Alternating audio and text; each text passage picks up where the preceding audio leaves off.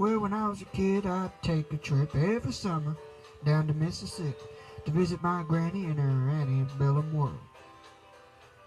I'd run barefoot all day long, climbing trees free as a song. One day I happened to catch myself a squirrel. Well, I shoved him down in an old shoebox and punched a couple holes in the top. When Sunday came, I snuck him in the church. I was sitting back on the very last pew, showing him to my good buddy Hugh, when the squirrel got loose and went totally berserk. Well, what happened next is kind of hard to tell. Some thought it was heaven, others thought it was hell, but the fact that something was among us was plain to see.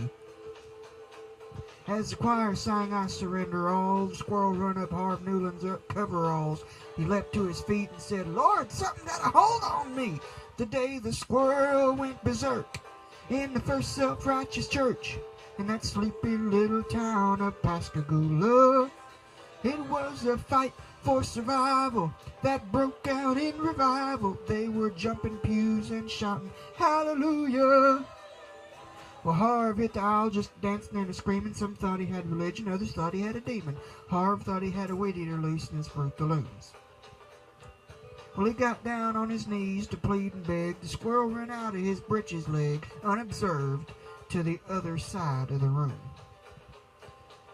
All the way down to the amen pew where sat Sister Bertha Better Than You, who was watching all the commotion with sadistic glee.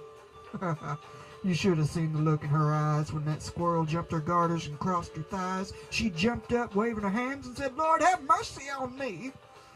As the squirrel did laps inside of her dress, she began to cry and then to confess the sins that would make a sailor blush with shame. She talked of gossip and church dissension, but the thing that got the most attention, she started talking about her love life, but then she started naming names. The day the squirrel went berserk in the first self-righteous church in that sleepy little town of Pascagoula. It was a fight for survival that broke out in revival. They were jumping pews and shouting hallelujah. Well, 7 deacons and the pastor got saved, and $25,000 got raised. 50 volunteered for missions in the Congo right there on the spot.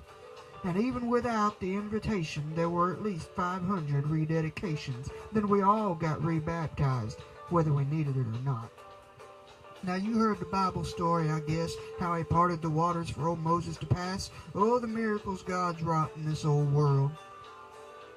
But the one I'll remember to my dying day is how he put that church back on the narrow way with a half-crazed Mississippi squirrel. The day the squirrel went berserk in the first self-righteous church in that sleepy little town of Pascagoula. It was a fight for survival that broke out in revival. They were jumping pews and shouting hallelujah.